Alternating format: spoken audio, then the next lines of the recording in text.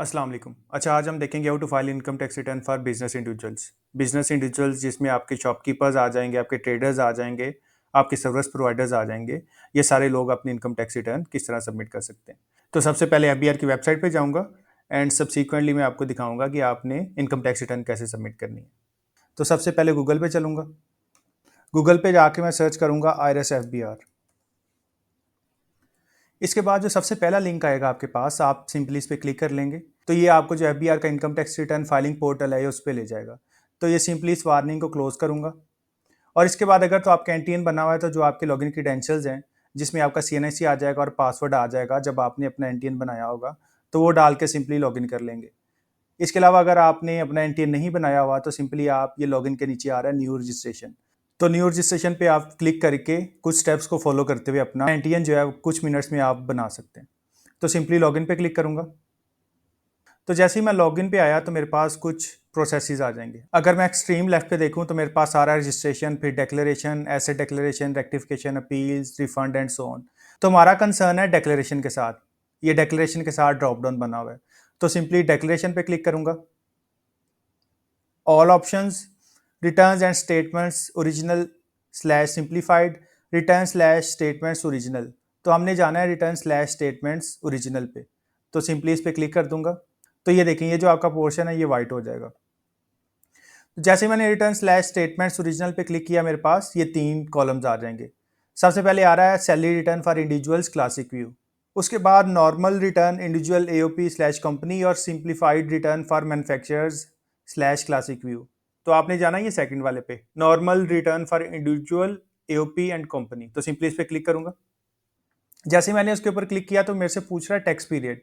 तो tax period आपने याद रखना है कि जिस ईयर की हम रिटर्न कर रहे हैं वो हमारा टैक्स पीरियड है। 2024 खत्म हुआ है तो हमारा टैक्स ईयर होगा 2024। तो सिंपली इधर 2024 लिख दूंगा। तो आपने याद रखना है कि जो हमारा टैक्स ईयर है वो हमेशा स्टार्ट होता है जुलाई टू जून।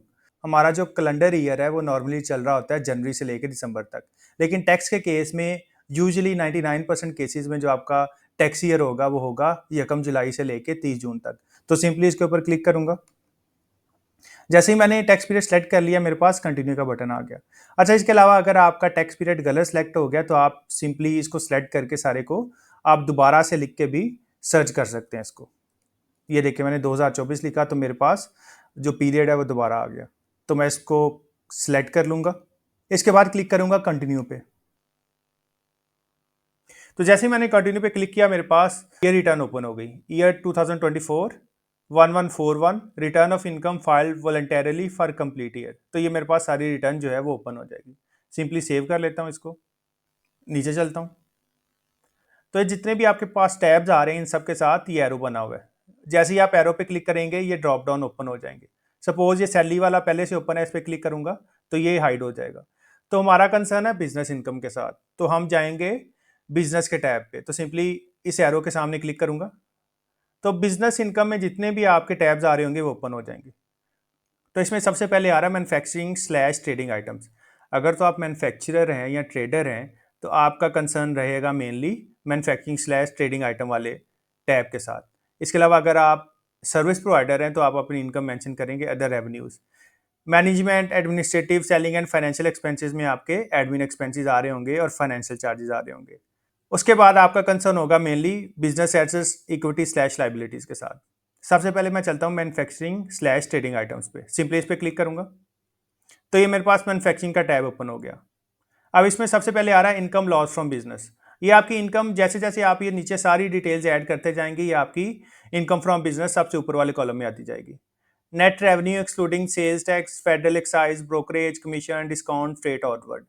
तो जैसे ही आप ग्रॉस रेवेन्यू में और सेलिंग एक्सपेंसेस इसमें से लेस करेंगे तो आपका नेट रेवेन्यू इस कॉलम में आ जाएगा। तो ये जो 2 कॉलम है, इनकम लॉस फ्रॉम बिजनेस वाला और नेट रेवेन्यू वाला, ये टोटलिटी दिखा रहे होंगे। जितनी आपकी सेल है वो ग्रॉस रेवेन्यू के टैब में आ जाएगी टोटल अमाउंट के सामने।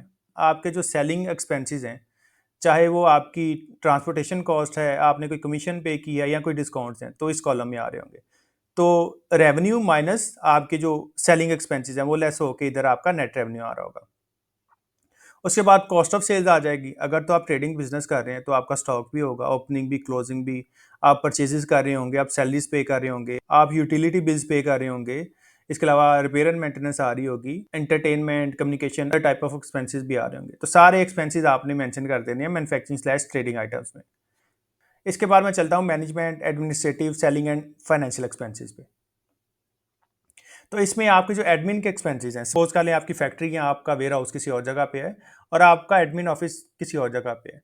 यूजली आमतौर पे अगर कंबाइन भी है, आपकी फैक्ट्री भी है और उसी में आपका एडमिन ऑफिस है, तो एडमिन का स्टाफ अलहदा होगा। एडमिन में आपका फाइनेंस का स्टाफ आ रहा होगा, आपका परचेजिंग का, आपका सेलिंग का स्टाफ आ रहा होगा।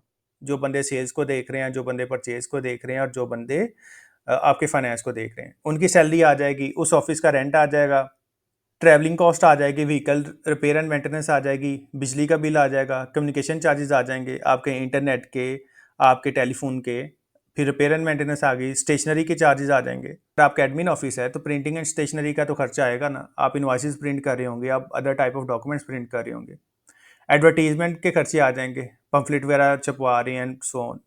इंश्योरेंस, तो इंश्योरेंस का खर्चा आ जाएगा अगर आप एसेट्स की इंश्योरेंस करवा रहे हैं।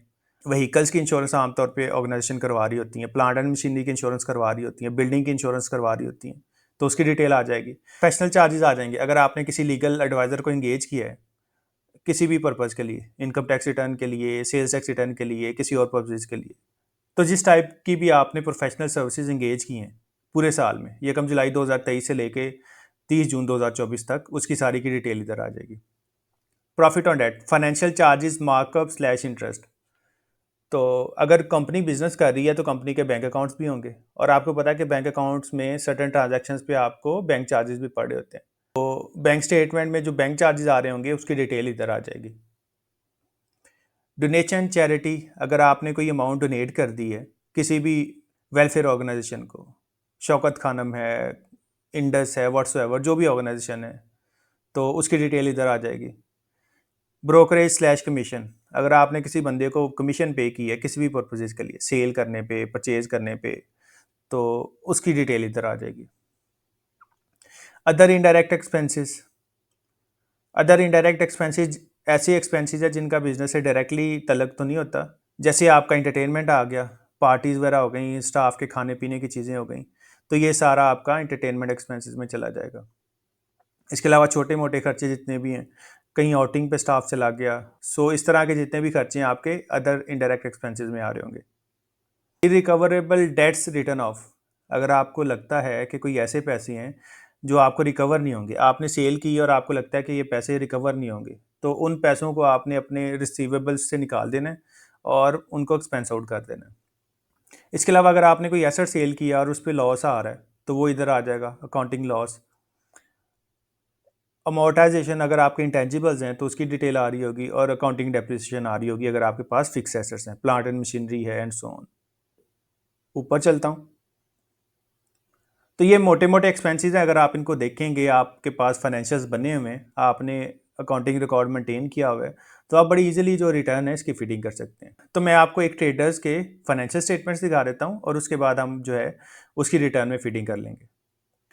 तो जी, ये एक इंडिविजुअल के मेरे पास फाइनेंशियल स्टेटमेंट्स हैं। ये एक ट्रेडर है, ये प्लास्टिक की गुड्स जो हैं इनको ट्रेड करता है आगे। तो सबसे पहले मेरे पास सेल्स आ गई, इसने 44 लाख यानी कि 4.4 मिलियन की सेल की है यकम जुलाई 2023 से लेके 30 जून 2024 तक। इसके बाद आ रही कॉस्ट ऑफ सेल्स, सबसे पहले सेल आ गई, सेल कह लें इसको, आप रेवेन्यू कह लें, जो भी आपको वर्ड इजी लगे। कॉस्ट ऑफ सेल्स, सेल करने पे आपका कितना खर्चा आया, तो सबसे पहले मेरे पास ओपनिंग स्टॉक आ जाएगा, 1.4 मिलियन का मेरे पास स्टॉक पड़ा हुआ था, 1.8 मिलियन की मैंने परचेजेस की, 4,22,000 की मैंने सैलरीज पे की, वेयर हाउस का स्टाफ था। फ्यूल एंड पावर में मेरा जो बिजली का बिल था वेयर हाउस का वो आ गया 6,22,000, और क्लोजिंग स्टॉक में जो मेरे पास अभी स्टॉक पड़ा हुआ है प्लास्टिक गुड्स का वो है 1 मिलियन का। तो ये मेरे पास कॉस्ट ऑफ सेल आ गई 3.3 मिलियन की, कि 3.3 मिलियन का मेरा खर्चा हुआ है 4.4 मिलियन चीज़ों को बेचने में। ग्रॉस प्रॉफिट आ गया, ये है जी 1.1 मिलियन। इसके बाद नीचे चलता हूँ, इसके बाद आ रहे हैं मेरे पास एडमिन के खर्चे। तो एडमिन में मैंने कोई स्टाफ नहीं रखा हुआ, एडमिन में मेरे पास खर्चे आ रहे हैं प्रिंटिंग एंड स्टेशनरी के, 35,000 रुपया मेरा प्रिंटिंग एंड स्टेशनरी पे लग गया। Repair and maintenance, repair and maintenance में मेरे एडमिन का जो ऑफिस था उसकी रिपेयर एंड मेंटेनेंस पे 1,36,000 लग गया, जिसमें हमने नए डोर्स बनवाए और एसीज वगैरह की जो है रिपेयर एंड मेंटेनेंस आ जाएगी।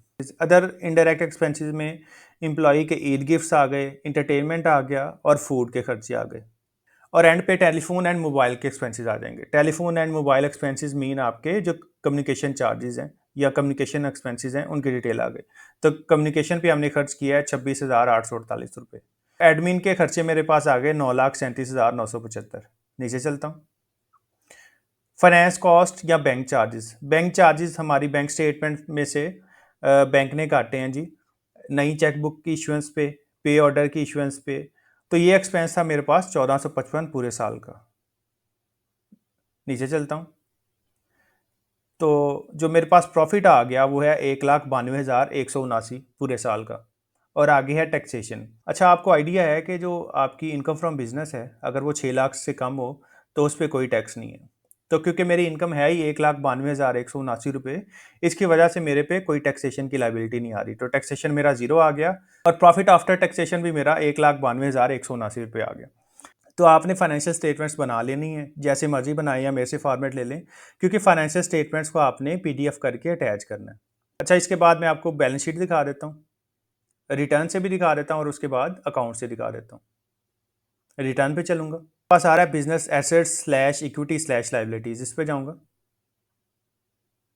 तो ये आ रहे हैं सबसे पहले टोटल एसेट्स एंड देन आपके पास आ रहा है total equity slash liabilities. Total assets में जितने भी आपके बिजनेस एसेट्स होंगे, आपके पर्सनल नहीं, आपके बिजनेस एसेट्स, आपके पर्सनल एसेट्स आपके आएंगे वेल्थ स्टेटमेंट में। इधर आपके टोटल एसेट्स आ रहे होंगे। सबसे पहले लैंड, अगर तो बिजनेस की कोई लैंड है तो इधर आ जाएगी, बिल्डिंग है तो इधर आ जाएगी, उसकी डिटेल सारी इधर आप मेंशन कर सकते हैं। प्लांट एंड मशीनरी है, फर्नीचर फिक्चर्स हैं, इधर आ जाएंगे। इस कॉलम में आप अमाउंट ऐड कर सकते हैं उनकी।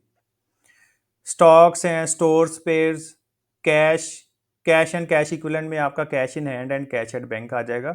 और अदर एसेट्स जितने भी है, प्रीपेड एक्सपेंसेस हैं and so on. Total equity slash liabilities, सबसे पहले आपका कैपिटल आ जाएगा। उसके बाद आपके पास लॉन्ग टर्म बोरोइंग्स हैं, डेट है, लोन है। अगर आपने किसी बैंक से लोन लिया हुआ है या किसी पार्टी से लोन लिया हुआ है तो उसकी डिटेल इधर आ जाएगी। ट्रेड क्रेडिटर स्लैश पेबल्स, अगर आपने परचेजेस किए हैं उधार पे तो जो आपने पैसे देने वाले हैं उसकी डिटेल इधर आ जाएगी। ट्रेड क्रेडिटर्स का मतलब है जिन लोगों से आपने उधार में चीज़ें परचेज की होती हैं उनको कितनी अमाउंट आपकी देने वाली है। और अदर लाइबिलिटीज़, बिल पेबल हैं, सैलरीज पेबल हैं, उसकी सारी डिटेल इधर आ जाएगी। तो मैं आपको अपनी वाली बैलेंस शीट भी दिखा देता हूँ। तो ये मेरी बैलेंस शीट आ गई। सबसे पहले मेरे पास एसेट्स आ रहे हैं एंड देन मेरे पास आ रहा है लाइबिलिटीज़ एंड कैपिटल। तो मेरे पास नॉन करंट एसेट्स नहीं पड़े हुए। नॉन करंट एसेट्स का मतलब ऐसे एसेट्स जिनकी जो लाइफ है वो 1 साल से ज़्यादा हो, जिसमें लैंड आ जाएगी, बिल्डिंग आ जाएगी, प्लांट एंड मशीनरी आ जाएगी, ऑफिस इक्विपमेंट आ जाएगा और फर्नीचर एंड फिक्चर्स आ जाएंगे। तो ये सारे ऐसे एसेट्स हैं जिनकी यूजफुल लाइफ 1 साल से ज़्यादा होती है। तो सबसे पहले मेरे पास आ रहा है करंट एसेट्स में कैश एंड बैंक बैलेंसेस। तो जो हमारा कंपनी का क्लोजिंग बैलेंस है बैंक का भी और जो हमारे पास कैश इन हैंड भी पड़ा हुआ है वो है 2,21,661 रुपये। उसके बाद है स्टॉक इन ट्रेड। तो 1 मिलियन का हमारे पास क्लोजिंग स्टॉक पड़ा हुआ है। तो ये देखें क्लोजिंग स्टॉक 1 मिलियन। तो ये क्लोजिंग स्टॉक इधर से मेरा गया है एसेट्स में, क्योंकि क्लोजिंग स्टॉक जो है जब आपने कॉस्ट ऑफ सेल निकालनी है तो ये लेस होगा। ओपनिंग स्टॉक आपका ऐड होगा और क्लोजिंग स्टॉक लेस होगा आपके एक्सपेंसेस में से, फिर ही जाके आपका जो है कॉस्ट ऑफ सेल्स निकलेगी। सो ऊपर चलता हूँ।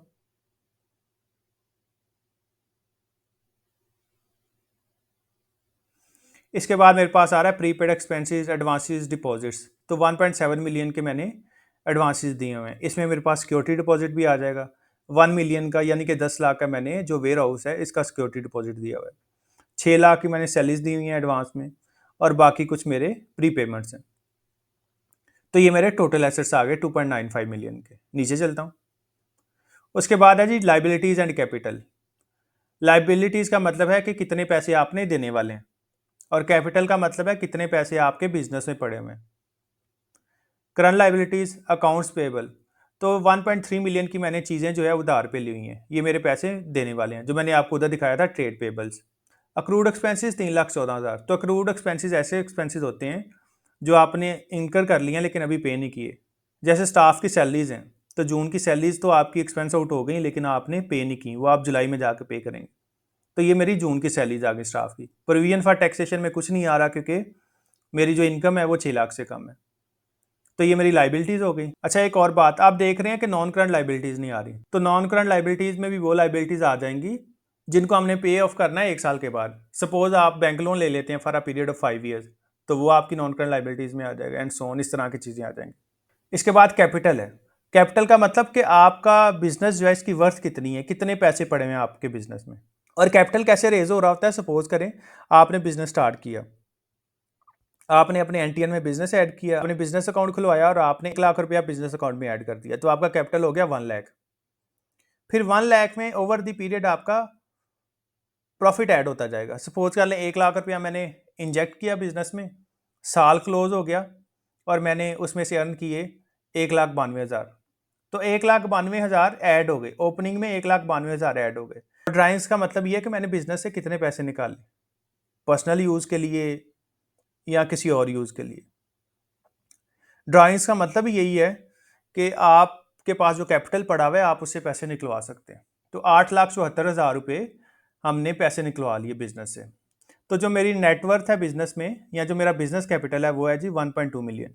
नीचे चलता हूँ, तो ये मेरी टोटल लाइबिलिटीज एंड कैपिटल आ रही हैं 2.9 मिलियन, और मेरे टोटल एसेट्स भी आ रहे हैं 2.9 मिलियन। तो आपने ये बात याद रखनी है कि जब भी आपने बैलेंस शीट बनानी है तो आपके एसेट्स एंड लाइबिलिटीज दोनों बराबर हों, और ऐसे ही आपने उधर भी लिखनी है। वापस चलता हूँ अपनी रिटर्न पे, क्योंकि मेरा बिजनेस है ट्रेडिंग, मैं तो प्लास्टिक की ट्रेडिंग कर रहा हूँ, तो मैंने यूज़ करना है मैन्युफैक्चरिंग स्लैश ट्रेडिंग आइटम्स वाला कॉलम। तो इस पर क्लिक करूँगा। सबसे पहले जितने की मैंने सेल की है वो लिख दूंगा ग्रॉस रेवेन्यू पे। वापस जाऊंगा अपनी एक्सेल की शीट पे, तो ये जो मेरा रेवेन्यू है इसको मैं कॉपी कर लूंगा, चाहे कंट्रोल सी कर लें, चाहे वैसे उधर जाके लिख दें। वापस रिटर्न पे जाऊंगा, तो ये रेवेन्यू के कॉलम के आगे सिंपली मैं इसको पेस्ट कर दूंगा। 3 कॉलम आ रहे हैं, total amount, amount exempt from tax subject to fix slash final, जो एंड वाला है amount subject to normal tax, ये ऑटोमेटिकली कंप्यूट कर देगा। कैलकुलेट पे क्लिक करूंगा, तो ये मेरी उसने रेवेन्यू कंप्यूट कर दिया। तो ये amount subject to normal tax उसने खुद ही कंप्यूट कर दी। मेरी कोई भी अमाउंट एग्जाम नहीं थी, जो मेरा रेवेन्यू था इसमें कुछ भी एग्जाम नहीं था, कुछ भी जो अमाउंट थी वो सब्जेक्ट टू फिक्स फाइनल नहीं थी, तो इसमें ज़ीरो आ गया। और टोटल अमाउंट जो थी सब्जेक्ट टू नॉर्मल टैक्स वो आगे चली गई। कैलकुलेट भी कर दिया, ये मेरी रेवेन्यू ऐड हो गया। अब नीचे चलता हूँ, अब वो कह रहा है cost of sales slash services.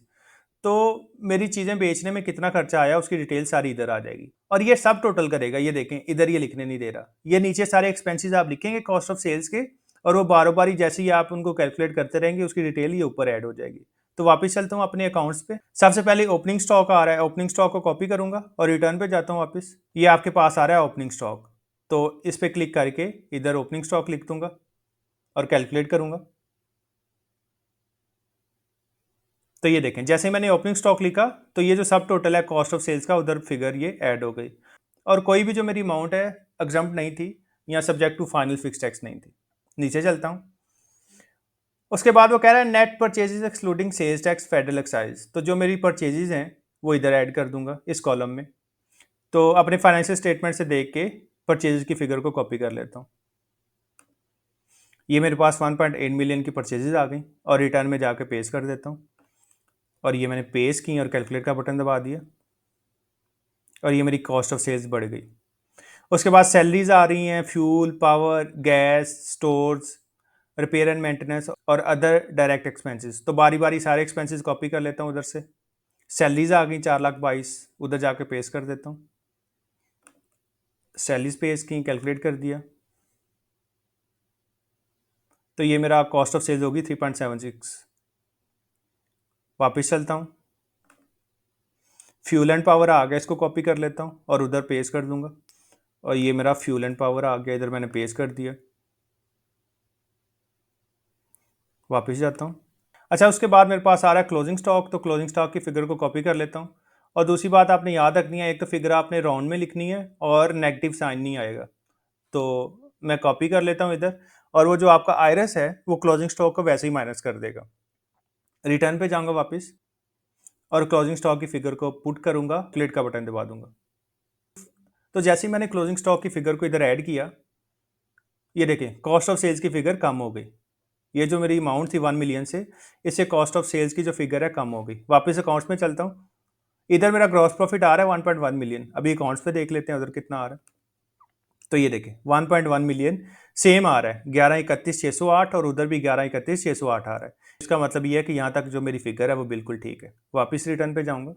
अब इसके बाद देखते हैं अदर रेवेन्यूज़। अगर तो आप ट्रेडिंग नहीं कर रहे, सपोज आप सर्विस प्रोवाइडर हैं, आप इंफॉर्मेशन टेक्नोलॉजी का काम कर रहे हैं, आप सॉफ्टवेयर की सर्विसेज सेल कर रहे हैं, आप ऐप डेवलपमेंट की सर्विसेज सेल कर रहे हैं, आप रिपेयर एंड मेंटेनेंस की सर्विसेज प्रोवाइड कर रहे हैं, आप इंजीनियरिंग की सर्विसेज प्रोवाइड कर रहे हैं, तो अगर आप अदर देन मैन्युफैक्चरिंग या ट्रेडिंग की सर्विसेज प्रोवाइड कर रहे हैं, तो जो आपकी सर्विसेज की अमाउंट है वो इधर आ जाएगी अदर्स के कॉलम में। अदर्स के कॉलम में आके ये फर्स्ट कॉलम में टोटल अमाउंट में जो आपकी सेल है वो सारी आप इधर मेंशन कर देंगे। इसके अलावा जो आपके एक्सपेंसेस हैं, वो आप एक्सपेंसेस चाहे मैन्युफैक्चरिंग स्लैश ट्रेडिंग में जाके सर्विस के एक्सपेंसेस डाल दें, कास्ट ऑफ सेल्स के, और जो आपके एडमिन के एक्सपेंसेस हैं वो आपके इधर आ जाएंगे, management, administrative, selling and financial expenses में।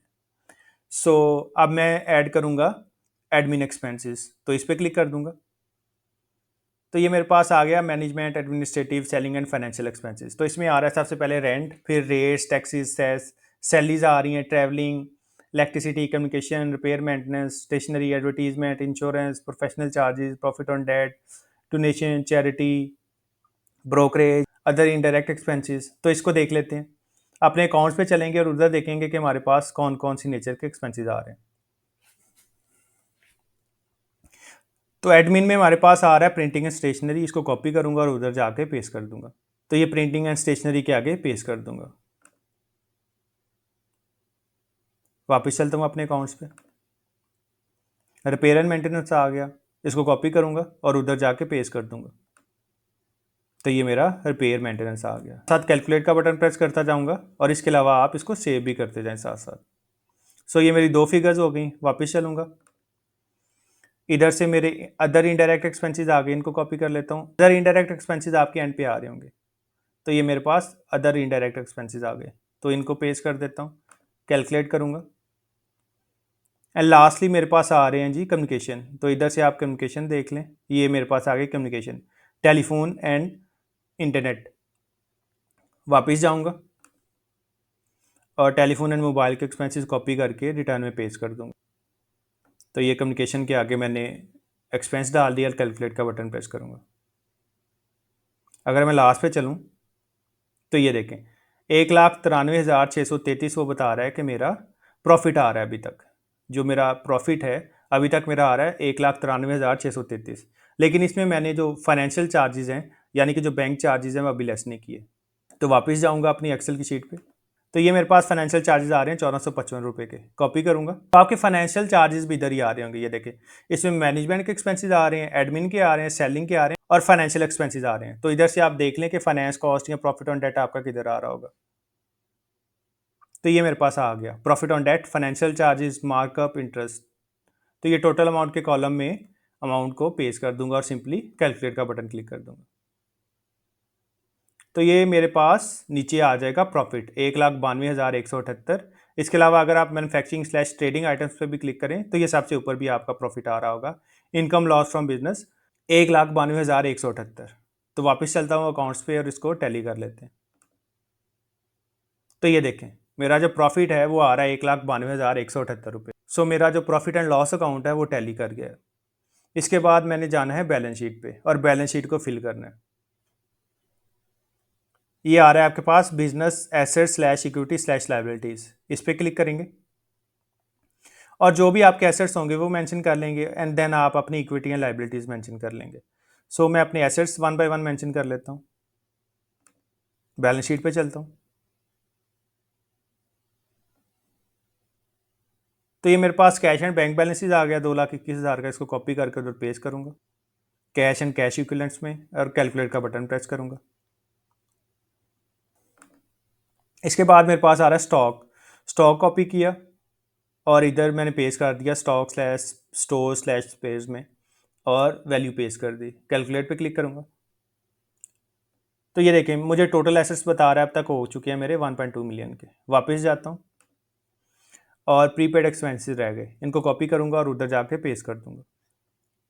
तो प्रीपेड एक्सपेंसेस का कॉलम तो आ रहा है, ये देखें, एडवांसेस, डिपॉजिट्स, प्रीपेमेंट्स, तो इसमें पेज कर दूंगा एंड सिंपली कैलकुलेट का बटन प्रेस करूंगा।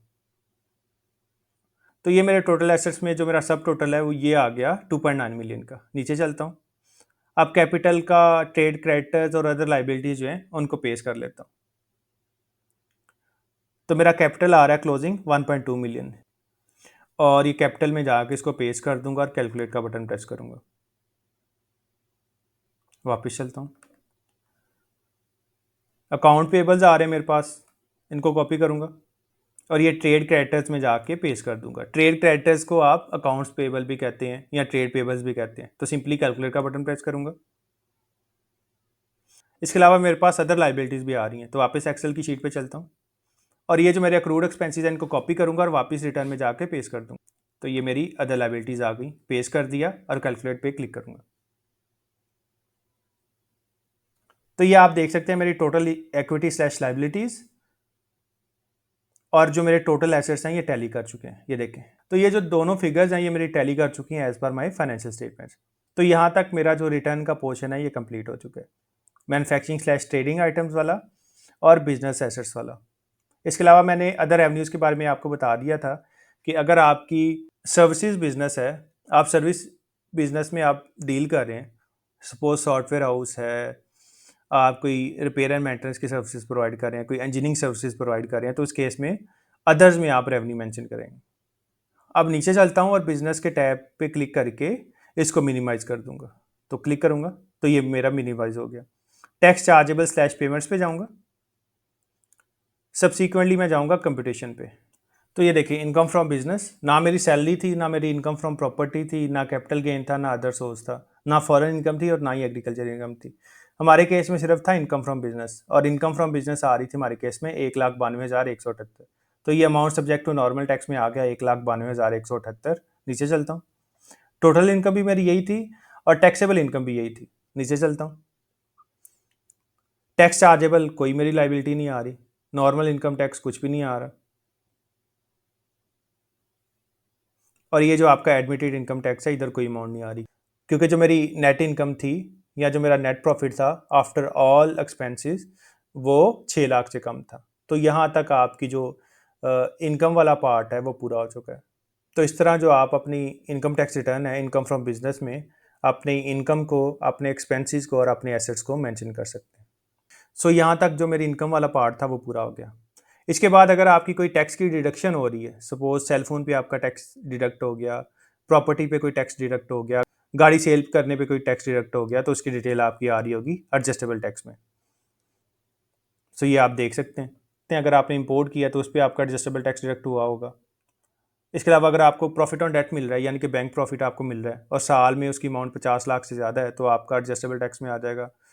पेमेंट फॉर गुड्स आ गया, सर्विसेज आ गया, रेंट आ गया, कैश विड्रॉल पे अगर आपका कोई टैक्स विदहेल्ड हो रहा है तो इधर आ जाएगा। मोटर व्हीकल रजिस्ट्रेशन फ़ी, अगर आपने गाड़ी नहीं ली है तो उस पर भी इनकम टैक्स लगता है, तो उसकी डिटेल इधर आ जाएगी। ट्रांसफ़र फ़ी, मोटर व्हीकल आपने ट्रांसफ़र की है या सेल किया उसकी डिटेल आ जाएगी। मोटर व्हीकल सेल, अगर आपने होंडा या टोयोटा वगैरह से नई गाड़ी ली है तो उस पर जो उन्होंने टैक्स पे किया होगा वो आपकी इनवाइस पे मेंशन होगा, उसका भी आप बेनिफिट ले रहे होंगे रिटर्न में। इलेक्ट्रिसिटी बिल है, फिर आपका टेलीफोन बिल है under section 236(1)(a), cell phone bill है। तो सेल फोन पे टैक्स क्लेम करने के लिए आपने क्या करना है, आप जिस भी टेलीकॉम ऑपरेटर की सिम यूज़ कर रहे हैं आप उसकी ऐप को इंस्टॉल करें और वहाँ से आप टैक्स डिडक्शन सर्टिफिकेट निकाल सकते हैं। चाहे आपका जोंग है, चाहे मोबलिंक है, चाहे टेलीनॉर है, जो भी आपकी ऐप है वहाँ से आप टैक्स डिडक्शन सर्टिफिकेट निकाल सकते हैं। और ये आप निकालेंगे 1 जुलाई 2023 से लेके 30 जून 2024 तक। नीचे चलता हूँ, अगर आपने कोई प्रॉपर्टी परचेज की है तो उस पे आपका जो टैक्स विदहेल्ड हुआ है वो आप इधर लिख देंगे। सबसे पहले आ रहा है रिसीट वैल्यू। रिसीट वैल्यू में आप लिखेंगे कितनी अमाउंट पे टैक्स विदहेल्ड हुआ, और टैक्स कलेक्टेड स्लैश डिडक्टेड पे आके आप लिखोगे कितना टैक्स विदहेल्ड हुआ। तो ये बात आपने याद रखनी है, सबसे पहले रिसीट वैल्यू और देन टैक्स की अमाउंट। सो इस तरह जो है आप अपने एडजस्टेबल टैक्सेस में टैक्स की अमाउंट को ऐड कर सकते हैं। एक और बात, अच्छा, ये जितने भी कॉलम्स हैं जिनके आगे प्लस का साइन बना हुआ है ये फर्दर इन्फॉर्मेशन आपसे डिमांड करेगा। जैसे मैं सेल फोन बिल के आगे चलूँ तो ये प्लस का बटन बना हुआ है, प्लस पे क्लिक करूंगा।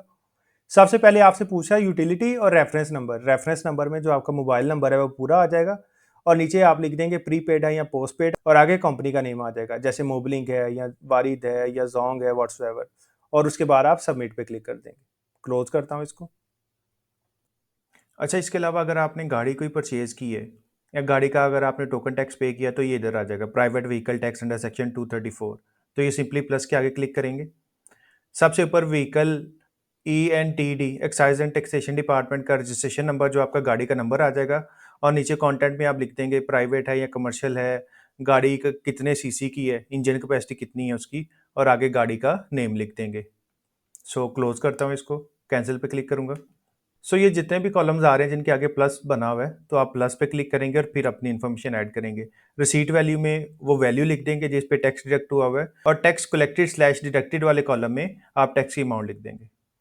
ऐसे ही अगर आपने प्रॉपर्टी परचेज की है या सेल की, अब ये देखें जैसे sale slash transfer of immovable property under section 236, तो जो आपने प्रॉपर्टी सेल की है उसकी वैल्यू आप रजिस्ट्री से देख के लिख लेंगे, और आगे जितना टैक्स डिडक्ट हुआ है उसकी अमाउंट आप जो आपको CPR मिला होगा उससे देख के लिख देंगे। सो इस तरह आप अपना जो एडजस्टेबल टैक्स है उसके कॉलम्स को फुलफिल कर सकते हैं। इसके बाद नीचे चलता हूँ। अब ये मेरे पास आ रहा है final slash fix slash minimum average relevant slash used tax, इस पर क्लिक करूँगा। तो ज़्यादातर जो डिडक्शन होती है इंडिविजुअल के केस में वो आपकी जाती है मिनिमम टैक्स में।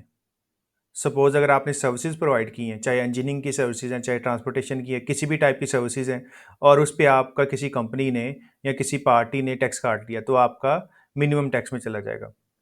सो जितने भी फाइनल फिक्स में आ रहे होंगे, जितने भी सेक्शंस, इनमें जो टैक्स डिडक्ट हुआ होगा ये आपका मिनिमम टैक्स होगा या फाइनल टैक्स होगा, तो इसको आपने देख लेना है।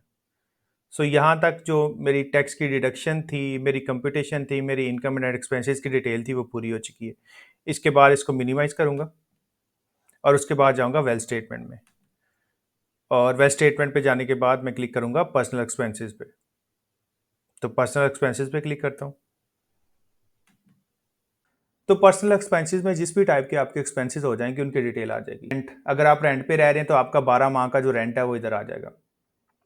Rate slash taxes slash charge slash cess, अगर आप कोई टैक्सीज वगैरह पे कर रहे हैं तो उसकी डिटेल इस जगह पे आ जाएगी। उसके बाद है व्हीकल रनिंग स्लैश मेंटेनेंस, गाड़ी आप चला रहे हैं तो उस पर रिपेयर एंड मेंटेनेंस के एक्सपेंसेस तो आएंगे ना, तो वो इधर आ जाएंगे। ट्रैवलिंग अगर आप कर रहे हैं, ट्रैवलिंग में अगर आप फॉरेन टिकट्स ले रहे हैं या लोकल टिकट्स ले रहे हैं, लोकल बस के थ्रू या प्लेन के थ्रू ट्रैवल कर रहे हैं, और अब्रॉड भी प्लेन के थ्रू ट्रैवल कर रहे हैं, तो जो आपकी टिकटिंग है उसके चार्जेस आ जाएंगे। इलेक्ट्रिसिटी, जो आपका साल का इलेक्ट्रिसिटी का बिल है वो इधर आ जाएगा, वाटर का आ जाएगा, गैस का बिल आ जाएगा, टेलीफोन के एक्सपेंसेस इधर आ जाएंगे। अगर आपने कोई एसेट्स की इंश्योरेंस करवाई हुई है, जैसे गाड़ी की लोग आमतौर पे इंश्योरेंस करवा लेते हैं, तो इस कॉलम में आ जाएगा। मेडिकल के खर्चे आ जाएंगे, एजुकेशनल आ जाएंगे, बच्चों की अगर आप फ़ी वगैरह दे रहे हैं। इसके अलावा अगर आप किसी क्लब वगैरह में जा रहे हैं और उसकी मेंबरशिप पे कर रहे हैं तो वो इधर आ जाएगी। फंक्शन स्लैश गैदरिंग्स में, मतलब कि किसी फंक्शन में आपका कोई एक्सपेंस हो गया तो वो इधर आ जाएगा। डोनेशन दे दी, ज़कात दे दी, इसके अलावा प्रॉफिट ऑन डेट, अगर आपने कहीं से उधार लिया हुआ था तो उस पर इंटरेस्ट पे कर दिया। लाइफ इंश्योरेंस प्रीमियम, आपके पास कोई स्टेट लाइफ की पॉलिसी है या किसी और कंपनी की पॉलिसी है और उस पर आपने प्रीमियम पे कर दिया, वो आ जाएगा इधर। Other personal slash house hold expenses, जो पर्सनल हाउस होल्ड एक्सपेंसिस है इसमें आपकी जो ग्रॉसरी आ जाएगी, आपके खाने पीने के सारे एक्सपेंसिस इधर आ जाएंगे। जो आपके किचन एक्सपेंसिस हैं and other than kitchen expenses जितने भी हैं आपके, वो सारे इधर आ जाएंगे। तो इस रिटर्न के केस में हम रेंट पे नहीं रह रहे। अच्छा, उसके बाद आ रहा है rate slash taxes slash charge slash cess. तो टैक्सीज में यूजली आप प्रॉपर्टी टैक्स पे कर रहे होंगे या किसी और टाइप का अगर आप टैक्स पे कर रहे होंगे तो उसकी अमाउंट को आप इस कॉलम में लिख देंगे। व्हीकल रनिंग स्लैश मेंटेनेंस में आपकी गाड़ी और बाइक का खर्चा, जैसे मैंने आपको बताया, तो हमारे केस में ये अराउंड जो है 35,000 जो है ईयरली खर्चा आ जाता है। ट्रैवलिंग, अगर आपने कोई बस टिकट ली है ओवर द पीरियड, आपने किसी प्लेन पे ट्रैवल किया है, चाहे लोकल हो चाहे अब्रॉड, तो ये मैं जो लोकल ट्रैवल किया हमने उसकी अमाउंट लिख देता हूँ। इलेक्ट्रिसिटी, इलेक्ट्रिसिटी का कितना बिल आया आपको पूरे साल में, तो ये आप उसकी डिटेल लिख दें। अच्छा, वाटर के केस में एक तो आपको बिल आ रहा होता है पानी का, इसके अलावा कुछ लोग जो हैं वो पीने का पानी भी यूज़ कर रहे होते हैं, तो आप सारा क्लब कर सकते हैं और एस्टिमेटेड भी लिख सकते हैं। हमारे केस में ये 25,000 का आ जाएगा। गैस का बिल आ गया, ये भी आप लिख लें। उसके बाद टेलीफोन आ गया, तो टेलीफोन में मैंने सर्टिफिकेट से देख के लिखा था 18,029, तो ये मेरी अमाउंट आ गई। इंश्योरेंस मैंने कोई नहीं करवाई हुई है एसेट्स की, जो मेडिकल है, मेडिकल का मेरा एक्सपेंस आया पूरे साल का 1.5 लाख। एजुकेशनल है, एजुकेशनल में जो बच्चों की फ़ी है वो आ जाएगी, तो बच्चों की फ़ी आ गई 3,60,000। सब्सिक्वेंटली इसके बाद कुछ घरेलू अखराजात आगे खाने पीने के, तो वो मैं एस्टिमेटेड लिख दूंगा और सिंपली इसके बाद कैलकुलेट का बटन प्रेस करूंगा। तो ये मेरे टोटल खर्चे आ गए 1.3 मिलियन के, 13,90,000 के। 21 लाख इनकम थी और 13,90,000 के एक्सपेंस आ गए।